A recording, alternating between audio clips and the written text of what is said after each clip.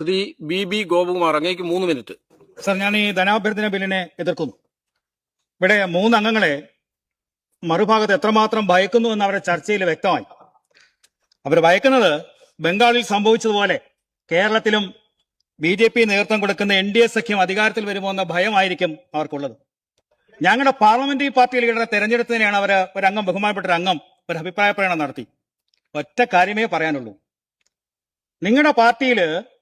നിങ്ങളുടെ പാർട്ടിയുടെ മെജോറിറ്റിയും സീനിയോറിറ്റിയും പരിഗണിച്ചിട്ടാണോ parliamentary party ലീഡറെ തെരഞ്ഞെടുത്തത്, അതോ നിങ്ങളുടെ മുന്നണിയുടെ മൈനോറിറ്റിയുടെ അഭിപ്രായമാണോ നിങ്ങൾ നടപ്പിലാക്കിയത് പാർലമെന്ററി പാർട്ടി ലീഡറെയും മുഖ്യമന്ത്രിയെയും തെരഞ്ഞെടുക്കാൻ? അത് നിങ്ങളൊന്ന് വ്യക്തമാക്കിയിട്ട് ഇപ്പുറത്തുള്ള 3 പേരെ കുറിച്ച് കുറ്റം പറയുന്നതായിരിക്കും നല്ലത്. 2, നീറ്റ് പരീക്ഷയെ സംബന്ധിച്ച് കേന്ദ്ര ഗവൺമെന്റ് എടുത്ത ധീരമായ ഒരു നിലപാടുണ്ട്. വിദ്യാർത്ഥികളുടെയും രക്ഷകർത്താക്കളുടെയും ആശങ്ക ഉൾക്കൊണ്ടുകൊണ്ട് അടിയന്തരമായി ബന്ധപ്പെട്ട ഉദ്യോഗസ്ഥന്മാരെ സസ്പെൻഡ് ചെയ്തുകൊണ്ട് റീ എക്സാം നടത്തി. AI സാങ്കേതിക വിദ്യയുടെ എല്ലാ പഴുതുമടച്ച് നടത്തിയിട്ടുള്ള തീരുമാനമുണ്ട്. ഞങ്ങൾ ആ തീരുമാനത്തെയാണ് പ്രശംസിച്ചത്. വിദ്യാർത്ഥികളുടെയും രക്ഷകർത്താക്കളുടെയും ആശങ്ക ഉൾക്കൊണ്ടുകൊണ്ട്. മറിച്ച് കേരളത്തിലെ PSC പരീക്ഷ, കേരളത്തിലെ യൂണിവേഴ്സിറ്റി പരീക്ഷാ ക്രമക്കേട്, ആ ക്രമക്കേടിനെ സംബന്ധിച്ച് ഈ നിയമസഭയില് അങ്ങനൊരു പ്രമേയം ആ ക്രമക്കേട് നടന്നപ്പോൾ ഇവിടെ ഉന്നയിക്കപ്പെട്ടിട്ടുണ്ടോ? നമ്മൾ ആലോചിക്കേണ്ട അവിടെയാണ്. അതുകൊണ്ടാണ് കേന്ദ്ര ഗവൺമെന്റ് എടുത്ത ഉചിതമായ നടപടിയെ സംബന്ധിച്ച് ഞങ്ങൾ പ്രശംസിച്ചത്. സർ, ഈ ഇടക്കാല ബഡ്ജറ്റ് കൊണ്ടുവന്നതിന് ഒറ്റ ഉദ്ദേശമുള്ളൂ: മദ്യനികുതി കുറയ്ക്കണം.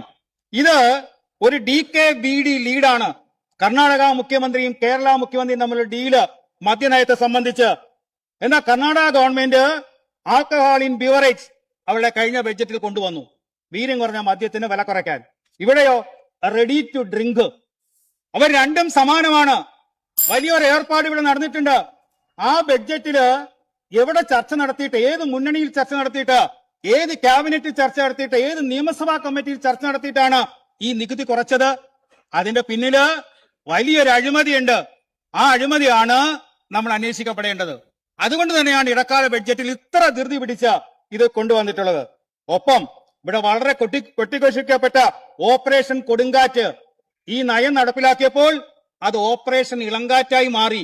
വലിയ പ്രചാരം കൊടുത്തുകൊണ്ട് നടത്തിയിട്ടുള്ള ഒരു പദ്ധതിയെ, അതിനെ തുരങ്കം വെക്കാൻ കൂടിയിട്ടാണ് ഇത്തരം പദ്ധതികൾ ഇവിടെ നടപ്പിലാക്കുന്നത്.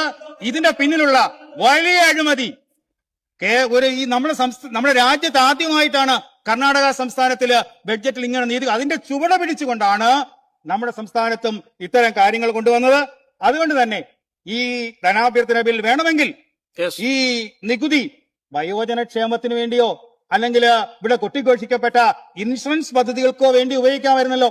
ഒറ്റ നികുതി മാത്രമാണ് ഏറ്റവും അധികം കുറച്ചത്, മദ്യത്തിന്റെ നികുതി.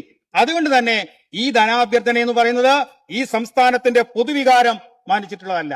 മറിച്ച് ഈ ഇടക്കാല ബഡ്ജറ്റിന്റെ ലക്ഷ്യമെന്ന് പറയുന്നത് തന്നെ അഴിമതിക്ക് വളം വെക്കുന്നതിനുള്ള ഒരു മുന്നൊരുക്കമാണ് ഈ ബഡ്ജറ്റില് നടത്തിയിട്ടുള്ളത്. അങ്ങയുടെ സമയം കഴിഞ്ഞു, പ്ലീസ് കൺക്ലൂഡ്. അതുകൊണ്ട് തന്നെ ഞാൻ ഈ ധനാഭ്യർത്ഥന എതിർക്കുന്നു.